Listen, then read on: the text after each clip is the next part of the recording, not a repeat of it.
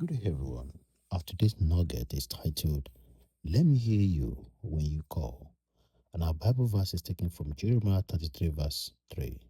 Call unto me, and I will answer thee, and shew thee great and mighty things which thou knowest not.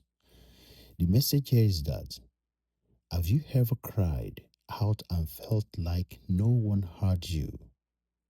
You can be surrounded by people and still feel unseen, unheard, unknown. But there is one who hears every whisper, every silent tears, that is the Lord. Sin separates us from Him, but His love made a way. Over 2,000 years ago, Jesus took our guilt, shame, and punishment on the cross. He rose again so you could be forgiven and free.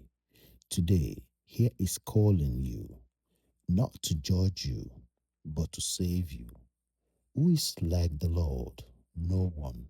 Who is worthy? Only Him. And right now, if you call on His name, He will answer you. And our prayer is this: Lord Jesus, I believe you died for me and rose again. Forgive me my sins, wash me clean, and make me yours forever. From today, I follow thee in Jesus' name. Amen.